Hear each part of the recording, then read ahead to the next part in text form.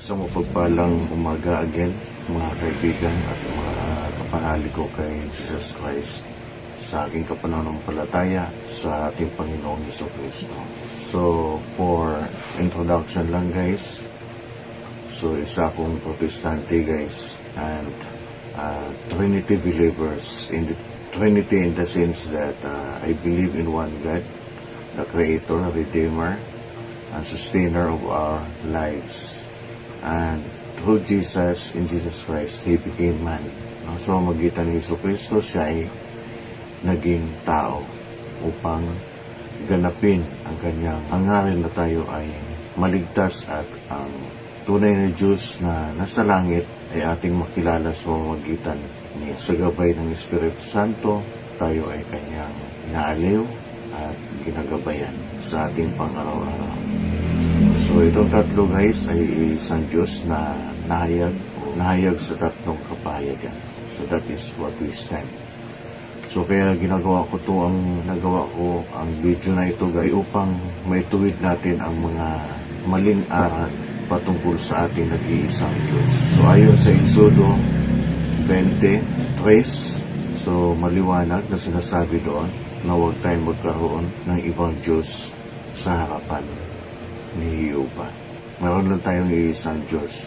So kung magdagdag pa tayo ng isang Diyos, kung i-regards natin si Jesus Christ as the other persons of the Godhead, magkakaroon na tayo ng dalawang Diyos.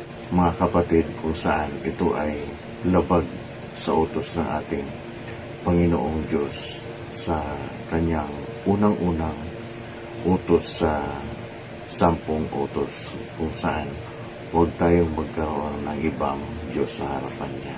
At sundan nyo lang ang ating video kung saan i-debunk natin ang aral kung saan nagsasabi na ang anak ay iba kaysa ama. Although they are one but separate persons, magkaiba. So, tunghayan natin ang video guys, panoorin at ating tutulan ang mga nakasaad sa video. Ang Ama ay nanganak din. Ang Amang Diyos, ipinanganak niya ang Panginoong Hesukristo. Ibig ba sabihin si Kristo ipinagbuntis, pinaglihin ng Ama, at baka naman, ba't sabi naman ng iba, paano naman manganganak ang Ama? Kokonti ang kaalaman niya. Parang ganito, yung araw, yung lola ko, sabi niya, hoy, huwag ka diyang masyadong magbilad sa araw. Bakit? Bakit po?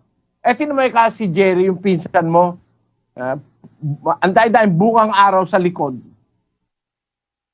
Ano po, Lola? Bungang araw. Tingnan mo ang likod niya, bungang araw, punong-puno ng bungang araw. Paano nagbunga yung araw sa likod ng pinsan ko? Tawag bungang araw Nasa likod ng pinsan ko, layo nung araw. Akala pala natin, pag sinabing bunga, kailangan na nakadikit sa puno. Merong bunga hindi nakadikit sa puno, kagaya ng bunga ng araw. Ang ibig ko sabihin, kapatid, ganito, merong lalaki na nanganganak, hindi lang ang babae nanganganak Sa katotohanan, ang alam lang natin, babae nanganganak. Pero meron lalaking nanganganak. Ang halimbawa niyan, yung tinatawag nating seahorse. Yung seahorse, ewan ko kung nakakita na kayo ng seahorse, ito po ang sinasabi. Pakibasa, Sis Luz. Ito po yan, The Biology of Seahorses, Reproduction. The male seahorse, rather than the female, becomes pregnant. This unusual mode of reproduction is the most extreme form of male parental care yet discovered, although it arises from a general bias towards paternal care among fishes. So yung palang seahorse, kung ang nagbubuntis at nanganganak yung lalaki, hindi yung babae. Lalo na kung i-consider mo na ang Diyos makapangyarihan sa lahat. Pwede naman siyang manganak na hindi siya nagbubuntis Ang naiisip ng tao lagi, para maipanganak, kailangan magbuntis. Sa tao yon, sa babae yon, pero maraming bagay na hindi ganon. Kagaya halimbawa, kapatid, ng Panginoong Jesus. Ang Panginoong Jesus, bahagi ng Ama. bahagi siya, nasa dibdib siya ng Ama, nasa dibdib, nasa sinapupunan siya ng Ama, sabi sa Biblia. 1:18 ng Juan. Walang taong nakakita kailanman sa Diyos, ang bugtong na anak na nasa sinapupunan ng Ama. Siya ang nagpakilala sa Kanya. Ang anak ng katutubo nasa dibdib o nasa sinapupunan. Yung sinapupunan dyan, hindi tiyan. Kung titingnan natin sa Griego, yan ay yung dibdib. Nasa So, kalooban dito, ng Diyos. Atin pong i-debunk, tutulan po natin siya guys, kasi sabi ko nga, ang Diyos po ay hindi po natin pwedeng ihambing sa isang hayop o ihambing sa anumang uri ng mga animals. Dahil God created the man after His image.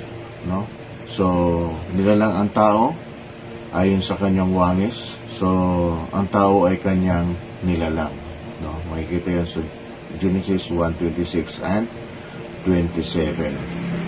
So, hindi natin pwedeng i-regards na ang ating Panginoong Diyos ay maihambing natin o maihalintulad natin sa isang seahorse dahil ang tao ay nilalang ayon sa wangis ng Diyos. No? Hindi tayo pwedeng umiba doon. Hindi tayo pwedeng humiwalay sa katotohanan yun, mga kapatid, na ang tao ay nilalang ayon sa wangis ng Diyos. Kaya nga siya ay nagkatawang tao. No? Dahil kung ang seahorse ang kanyang ililigtas, so dapat nagkatawang seahorse siya. So ayon sa Bible, ayon sa Biblia, ang ipinanganak ng Espiritu ay Espiritu man, at ang ipinanganak ng tao ay tao man. Sa Bible sinasabi doon. No? So sa madaling salita, logically speaking, ang ipinanganak ng tao ay tao. Ang ipinanganak ng Espiritu ay Espiritu. Ang ipinanganak ng seahorse, of course, seahorse. So we cannot compare Jesus. We cannot compare or regards the Lord God Almighty the same as the seahorse. Okay? So yung sinabi dyan na nasa sinapupunan ng Ama, again, sa ibang mga video natin, ay paliwanag na po natin yan, na ang salitang sinapupunan ay hindi po nangangahulugan na yan ay tiyan o dibdib o part ng katawan ng Ama. So, iba po yan. That is just a rhetoric. That is just a figurative speech. No? Hindi yan literal na sinapupunan. Dahil ang sinapupunan, ginamit din yan, no? Kay Abraham. So, sila sa ay dinala sa sinapupunan ni Abraham. Okay, yung salitang sinapupunan dyan, hindi yan literal na tiyan, dibdib o part ng katawan ng Diyos. Part ng katawan ng Diyos dahil ang Diyos ay walang butot laman. Siya ay walang physical na anyo. Siya ay hindi nakikita dahil siya ay espiritu. So, yan po ang dapat natin tandaan, mga kapatid, upang huwag po tayo maligaw o huwag po tayo maiwalay sa ating pananampalataya. So, tandaan natin na si Jesus Christ ay ginamit sa lumang tipan sa iba't ibang paraan. Siya ay tinawag na karunungan ng Diyos. Now, when we say karunungan ng Diyos, of course, wala siya sa tiyan, wala siya sa dibdib, kung hindi nasa ulo ng Diyos. No? Nasa ulo ng Diyos dahil siya nga ay karunungan. When we say karunungan, ibig sabihin utak. No? Salitang si Jesus ay nakatayo sa kanang kamay ng Diyos o sa kanan ng Diyos. Yun po ang paliwanag natin. Never na ang lalaki ay nagbuntis. No? Wala sa Biblia yan. Wala sa Biblia. Kung hindi ang nasa Biblia ay ang anak ay isusilang o ipanganak ng isang babae. Galatians 4:4, at hindi ipanganak ng isang lalaki. Malinaw po yan, regardless kung si Jesus Christ sa lumang tipan, bilang siya ay hinula o nasa hula pa lang, no, siya ay ipinanganak ng Ama. But that is just a plan of God. Ipanganak. Yung salita ngayon, hindi yan agad-agad. No, na on the spot, pag sinabi ngayon, ay ngayon agad. No, so, there are specific time, So mayroong itinakdang panahon upang ang anak ay ipanganak. No? Upang ang anak ay iiral. No? Hindi sa lumantipan, hindi pa umiiral ang anak. No? So lahat ng mababasa natin sa lumantipan kung saan siya ay pinanganak na, yan po ay mga hula pa lang at hindi pa po natupad.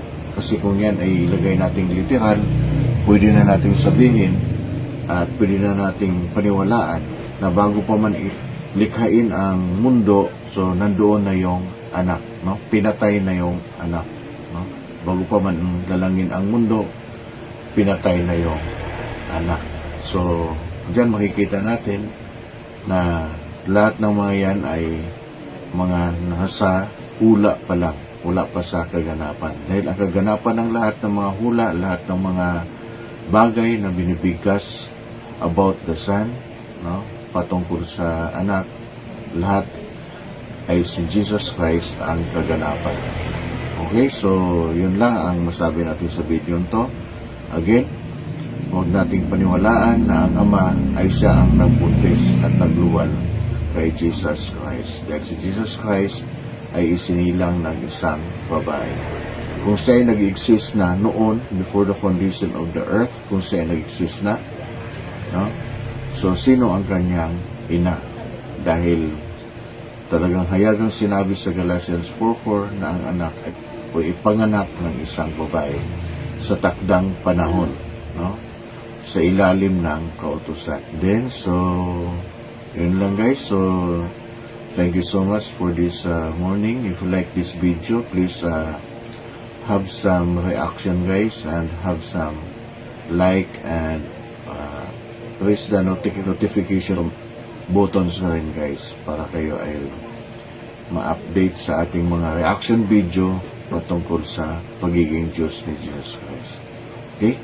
Again, ginawa ko tong video to upang panatili natin ang ating paniniwala na mayroon lamang iisang Diyos. Dahil sa Exodo 20, versikulo 3, talagang yan ang kauna-unahang utos ng ating Panginoong Diyos na huwag tayong magkaroon ng ibang Diyos maliban sa Kanya.